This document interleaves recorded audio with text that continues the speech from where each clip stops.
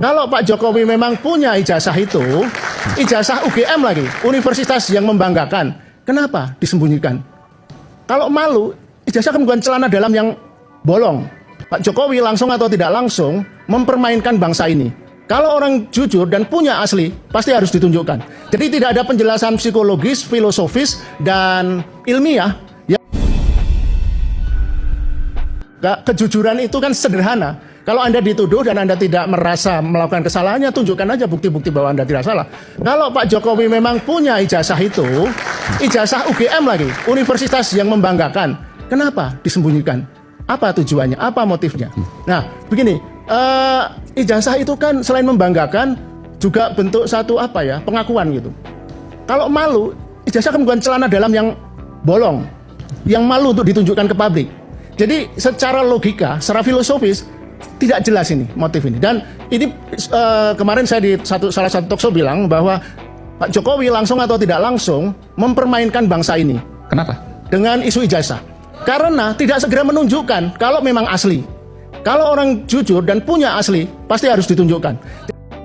Memang kalau dipikir-pikir benar sekali bahwa Pak Jokowi ini memainkan rakyat Indonesia, karena Pak Jokowi ini dipilih oleh rakyat Indonesia saat menjadi presiden 2 periode dan telah memimpin 2 periode, dan mau tidak mau, suka tidak suka, kita semua adalah rakyatnya Pak Jokowi, pernah dipimpin oleh Pak Jokowi. Tentunya rakyat ingin mempertanyakan keaslian ijazah Pak Jokowi. Pak Jokowi tidak mau menunjukkan, bahkan rakyat seakan-akan dibikin bingung. Jadi tidak ada penjelasan psikologis, filosofis, dan ilmiah yang bisa membenarkan tidak maunya membuka. Bukan, tadi saya tertarik memainkan bangsa ini. Iya, ini saya boleh nggak saya tanya, memainkan bangsa ini di mana maksudnya? Ya artinya dia kan mantan presiden 2 periode. Dia kan bukan Risa Khalid yang harus menyembunyikan praktek korupsi minyak dan atau para koruptor, para manipulator. Dia presiden dan harus diakui periode pertama dia itu banyak yang memuja dan mendukung. Berikan tepuk tangan dulu buat Bung Refli Harun. Silakan. Jadi yang saya lanjutkan ya, bahwa ini bukan soal. Ini saya sedang bertanya karena menurut Bung Lukas, Pak Jokowi memainkan bangsa ini. Mempermainkan. Ya? Silakan. Ya. Ini nanti saya akan jawab. Jadi tidak ada sedikit pun menurut saya kehambelan sebagai seorang mantan presiden yang dulu mengkampanyekan diri sebagai orang yang humble untuk berani secara terbuka menunjukkan. Tapi seperti orang Jumawa, karena mungkin berasumsi yang minta Roy Suryo, Rismon, Tifa, dan mungkin dia tidak suka dengan 3 orang itu dan beberapa orang lain, dia merasa tidak perlu. Tapi itu kan bukan pertanyaan 3 orang itu saja. Ini pertanyaan rakyat Indonesia. Pertanyaan rakyat Indonesia. Dan pasti itu bukan pertanyaan relawan ya.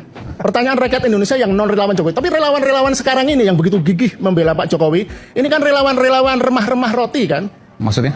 Sorry itu saya, jangan bilang remah-remah roti, Mas. Sisa-sisa Laskar Pajang. Jangan bilang remah-remah roti, kita ada ini ya. Oke, kita relawan ini. Remah-remah daging. Mas Lukas nih, bisa nggak diperkirakan kenapa UGM tidak seterbuka KPU? Kalau analisis perkiraan niat baik saya, mereka hanya tidak ingin ikut kena getah kecipratan, bukan melindungi. Nah itu yang lain lagi. Yang pertama yang prasangka baik saya begitu. Jadi mereka pengen aman, tidak ingin kena getah, ya udah nggak usah. Jadi nggak usah mau repot-repot bantuin gitu. Jadi berusaha nyari dalih, mengelak. Ibarat analogi burung unta, lebih baik kepala dimasukkan ke pasir saja. Nah tapi prasangka buruknya itu tadi, jangan-jangan mereka ingin melindungi karena proses terutama rektorat UGM sekarang itu kan kental jadi rektor barangkali kan disponsori siapa itu Jokowi waktu itu. Jadi rektor sekarang. Jadi mereka memang ada semacam konspirasi untuk melindungi apapun yang terjadi sedapat mungkin. Nah tapi kan ini yang menurut saya blunder yang paling parah ya. Jadi UGM itu menurut saya harus sebagai lembaga ilmiah, universitas yang sangat kredibel. Satu-satunya cara membantu kita semua, membantu Indonesia lah khususnya ya. Kita tidak ngomong Jokowi atau Roy Suryo pro kontra itu, tapi menunjukkan aja, faktual aja apa yang diketahui UGM ya, dengan sebesar mungkin menyediakan akses itu.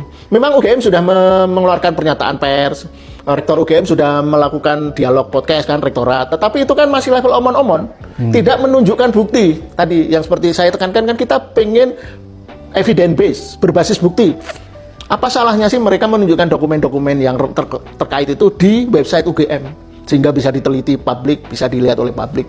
Itu hal yang minimal yang seharusnya dilakukan UGM, yang sekarang ini tidak dilakukan, sehingga prasangka buruknya itu tadi, oh ini ingin ikut melindungi, sebagaimana KPU ingin melindungi dengan membuat SK nomor 273 itu, yang publik tidak boleh mengakses 16 jenis dokumen, atau polisi yang langsung memproses pengaduan pelaporan orang-orang yang dilaporkan Jokowi langsung diperiksa gitu. Jadi kesannya memang lembaga-lembaga formal, lembaga-lembaga negara ini ingin ikut membantu menutupi kasus ini, bukannya membuka. Oke, menarik Bung Lukas kan bilang sepertinya lembaga-lembaga negara ini ingin menutupi sesuatu.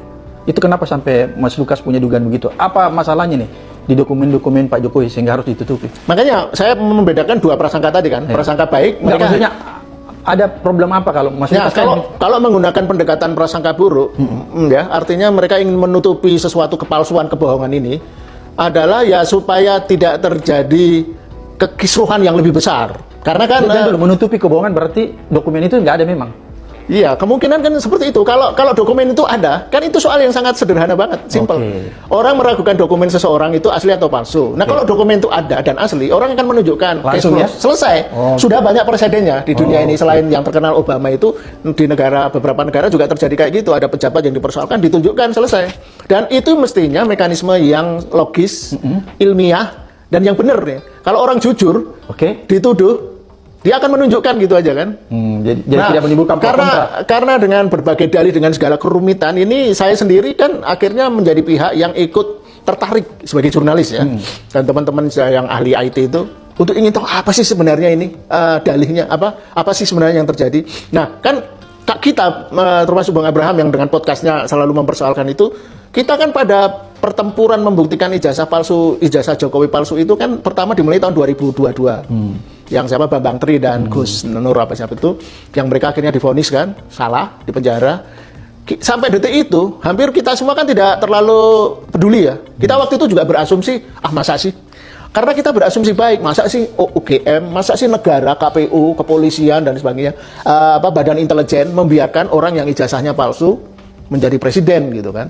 Nah tetapi kemudian setelah ini kasus Belly pemicu kontroversinya menjadi meledak sekarang itu kan hanya satu. Karena si siapa itu, kader PSI, si Andi siapa itu namanya, pada April 2025, April ini, untuk menghentikan kontroversi ini, dia dengan serta-merta entah dapat dari mana, memasang foto ijazah Jokowi itu, ijazah Jokowi asli itu menurut versi dia, di sosial media, di Twitter, X. Nah, gara-gara justru fotonya diposting itulah, kemudian orang seperti Roy Suryo yang dikenal ahli IT juga, dan kemudian Rismond dan kawan-kawan jadi tertarik meneliti kan, dan temuan mereka sekarang kita tahu ya dengan forensik itu ya. Nah, tetapi kan yang di forensik itu yang dipersoalkan adalah foto hasil unggahan kader PSI itu. Pertanyaan kita adalah, kok anak itu bisa mendapatkan foto itu dari siapa? Kan pasti dari Jokowi dong.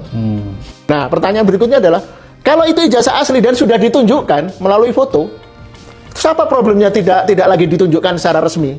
Artinya Jokowi membuat press conference atau website menunjukkan ini memang ijazah yang diposting di Twitter waktu itu, di X itu, oleh kader PSI itu, memang betul ijazah asli saya. Ini. Kalau itu konsisten nanti boleh diteliti forensik, kan selesai persoalan.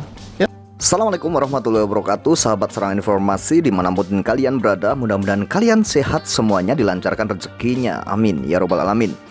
Kita membahas tentang ijazah Jokowi lagi. Tentunya ini sangat menarik dibahas di sini. Dan jika kita melihat cuplikan video yang tadi sudah kita tonton bersama dan kita sudah lewati, ada beberapa cuplikan video. Ini sangat menarik, menegaskan bahwa memang benar Jokowi ini memainkan bangsa dan rakyat Indonesia tentunya, yang menanyakan keaslian ijazah Pak Jokowi, atau sebenarnya ijazah Pak Jokowi ini asli atau palsu. Hingga saat ini belum ada putusan dari lembaga yang resmi, mungkin peradilan atau apa gitu, yang memutuskan atau memberikan statement bahwa ijazah itu asli. Memang dari UGM sendiri telah menyatakan bahwa pernah menyerahkan ijazah itu ke Jokowi, dan memang Jokowi adalah alumni UGM. Akan tetapi kita juga bisa bertanya, sebenarnya ijazah yang digunakan saat ini oleh Jokowi, yang digunakan untuk mendaftarkan mencalonkan diri sebagai presiden, itu asli atau palsu, kita akan tidak tahu. Dan UGM sendiri juga tidak tahu, walaupun memang mungkin UGM telah menyerahkan ijazah ke Jokowi, dan memang Jokowi itu memang alumni UGM dan memang punya ijazah sarjana S1 dari UGM. Maka tetapi kita tidak pernah tahu ijazah itu hilang, ijazah itu sebenarnya dipalsukan lagi, dibikin lagi, dicetak lagi, atau bagaimana, kita tidak pernah tahu. Makanya UGM juga tidak pernah menyatakan bahwa ijazah Jokowi ini asli ya, yang digunakan sekarang atau yang beredar di media sosial atau yang sudah dikeluarkan dari KPU ya, salinan ijazah yang sudah didapatkan oleh Bonatua Silalahi dan ada beberapa pihak lainnya yang mendapatkan salinan ijazah Joko Widodo tersebut. Itu asli atau palsu, UGM tidak pernah memberikan sebuah statement bahwa itu asli atau palsu. Karena UGM sendiri cuma menyatakan bahwa Jokowi adalah alumni UGM, Jokowi memang lulusan UGM, itu yang sudah diucapkan atau pernah kita dengar semuanya mungkin ya teman-teman ya, bahwa memang dari pihak rektor sendiri, Ova Emilia mengatakan bahwa Jokowi adalah lulusan UGM ya, Joko Widodo alumni UGM. Itu yang keluar dari statement Prof. Ova Emilia.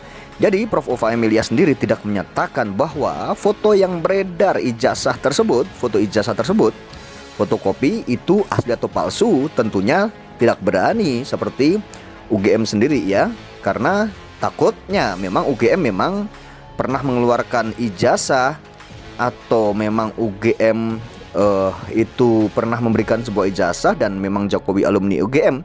Tapi foto yang beredar itu mungkin UGM juga lebih hati-hati ya menyatakan itu asli atau palsu. Makanya kita tidak pernah dengar statement dari lembaga tersebut atau UGM tersebut ya. Jadi memang sangat luar biasa UGM juga sebenarnya ya, karena tidak pernah menyatakan bahwa foto ijazah yang beredar di media sosial itu adalah ijazah asli Jokowi. Tidak pernah ada statement seperti itu, dan hanya mengatakan Jokowi adalah lulusan UGM. Nah tentunya hal ini, jika dari relawan Jokowi mengatakan bahwa ijazah Jokowi itu asli, UGM mengatakan ijazah itu asli, belum pernah ada pernyataan dari Rektor Ova Emilia itu mengatakan bahwa ijazah yang beredar tersebut adalah asli. Itu tidak pernah ya, tidak pernah ada statement-statement yang mengatakan seperti itu. Makanya saat ini kabar tentang isu ijazah ini ya semakin berlarut-larut tentunya, karena memang kita jika melihat atau kita mendengarkan dari Pak Lukas tadi yang mengatakan ini Jokowi sendiri sebenarnya tidak mau menunjukkan ijazahnya. Kalau memang beliau jujur atau Pak Jokowi jujur, seharusnya jika dituduh palsu tinggal menunjukkan saja, itu sebenarnya memang selesai ya, atau diposting di media sosial atau website Pak Jokowi sendiri diposting. Nanti juga pasti akan ada orang yang meneliti dan ada beberapa ahli-ahli yang mungkin ikut meneliti itu asli atau palsu. Seharusnya seperti itu ya teman-teman ya. Tapi hingga saat ini pun tidak pernah terjadi hal seperti itu. Bahkan ijazah itu tidak pernah ditunjukkan oleh masyarakat yang menuduh ya atau menanyakan ijazah itu palsu atau asli gitu ya. Tidak pernah ditunjukkan, kecuali ditunjukkan saat digelar perkara khusus saja. Dan itu pun ditunjukkan di gelar perkara khusus itu hanya beberapa pihak saja atau beberapa orang saja yang melihat. Dan ada keterbatasan-keterbatasan juga saat melihat, tidak boleh memegang, tidak boleh memfoto, tidak boleh meraba ya, tidak boleh menyentuh. Itu pun diperlihatkan hanya secara singkat, hanya beberapa menit saja. Tentunya bagaimana menganalisa, bagaimana meneliti jika ijazah tersebut tidak bisa difoto dan tidak bisa disentuh, misalnya hanya diperlihatkan selang waktu beberapa menit saja. Tentunya ini juga membuat pertanyaan kita, kenapa kalau memang itu benar tidak boleh difoto, tidak boleh disentuh? Nah kan aneh juga ya kawan-kawan ya. Jadi isu ijazah palsu ini sebenarnya beredar luas dan semakin seperti bola liar ya, bukan karena orang-orang yang mempertanyakan, sebenarnya yang mempersulit ya Pak Jokowi sendiri, karena tidak memberikan secara keluasan atau memberikan secara leluasa untuk para peneliti atau masyarakat untuk mengakses ijazah tersebut dan untuk meneliti, melihat secara langsung, memfoto. Harusnya kan seperti itu biar Masyarakatlah nanti yang menilai sebenarnya kalau memang asli kenapa harus takut. Ya, jika itu memang asli harusnya tidak usah ada rasa takut-takut untuk memperlihatkan, apalagi di foto dipegang, silahkan saja jika memang itu asli. Toh nantinya juga orang yang menuduh ijazah Pak Jokowi palsu, jika itu memang asli dan diperlihatkan ke orang-orang meneliti dan nanti ternyata asli, itu saya yakin mereka juga akan malu sendiri dan mereka juga akan meminta maaf pada Pak Jokowi. Toh mereka juga tidak mungkin barang yang asli dikatakan palsu, itu sangat tidak mungkin setelah diteliti dan setelah mereka bisa memfoto, mengakses dengan secara leluasa. Tapi kenyataannya tidak bisa. Nah, dari situlah kecurigaan masyarakat akhirnya muncul.